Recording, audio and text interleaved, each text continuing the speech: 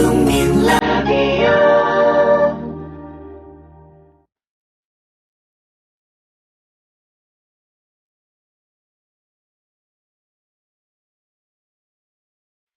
안녕하세요. 주간 브리핑 하이파이브의 김민지입니다. 먼저 첫 번째 소식입니다. 지난주 10일 정종욱 통일준비위원회 민간 부위원장이 한 강연회에서 정부와 통일준비위원회 내에 흡수통일을 연구하는 팀이 있다는 내용의 발언을 해 파문이 일었습니다. 청와대와 통준위는 급히 나서 흡수통일 준비서를 부인했으며 정부위원장 역시 말을 바꿔 그런 팀이 통준위 내에 존재하지 않는다고 말했습니다. 그러나 경실련이 통준위 시민자문단을 탈퇴한 데 이어 통일 관련 단체들도 규탄 기자회견을 여는 등 파장이 이어졌습니다. 한편 북한은 대남기구인 조국평화통일위원회 대변인 담화를 통해 통일준비위원회 해체를 주장하고 박근혜 대통령의 사과도 요구했습니다. 통준위를 통해 남북대화와 협력을 추진하려던 정부 구상엔 차질이 우려됩니다.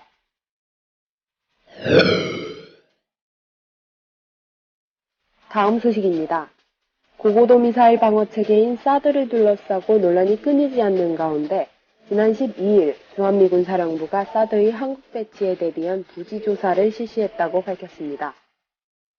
주한미군 사령부는 공식 입장 자료를 통해 사드가 배치될 가능성이 있는 장소들이 있으며 적절한 장소를 찾기 위해 비공식 조사가 진행됐다고 밝혔습니다. 지난해 이미 미국이 부지와 군사적 영향에 대한 현장 조사를 마친 것으로 알려졌으나 조사 사실을 공식 확인한 것은 처음입니다. 청와대는 그동안 사드 배치 문제를 의제로 삼길 꺼려왔지만 새누리당에서 미 대사 피습 사건 이후 공론화를 시도하기 시작했습니다. 15일 열린 당 정청 정책조정협의회에서도 사드 배치에 관한 얘기가 나왔으나 논의는 이뤄지지 않은 것으로 알려졌습니다.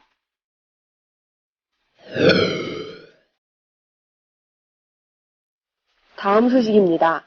미국과 중국의 동북아 담당 차관보가 이번 주 동시에 서울을 방문했습니다. 16일 먼저 방한한 류젠차오 중국 외교부 부상조르는 고고도 미사일 방어체계 사드의 한반도 배치 문제와 관련 중국 측의 관심과 우려를 중요시해주면 감사하겠다고 밝혔습니다. 그러나 비슷한 시기 방한 중인 데니얼 러셀 미국 국무부 동아태 차관보는 17일 아직 배치되지 않은 안보 시스템에 대해 제3국이 강한 목소리를 내는데 의아하게 여긴다고 말했습니다. 이에 국방부도 거들었습니다. 김민석 국방부 대변인은 같은 날 주한미군의 사드 배치는 북한의 핵미사일에 대응하기 위한 것이라며 주변국이 우리의 국방안보 정책에 대해 영향력을 행사하려고 해선 안 된다고 말했습니다. 이와 관련 문정인 연세대 교수는 정부 부처 간 의견이 다를 수 있다며 청와대가 정부 부서들을 잘 조율하는 노력을 기울여야 할 것이란 견해를 내놨습니다.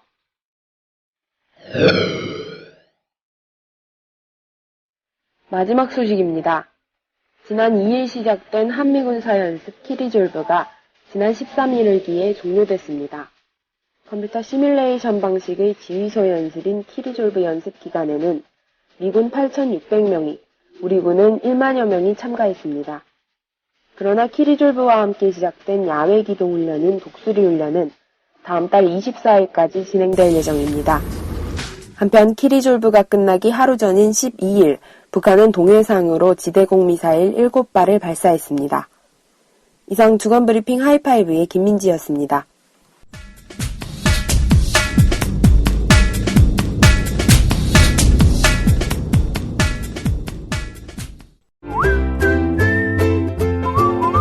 국민라디오 팟캐스트 응원하는 가장 쉬운 방법 아시나요?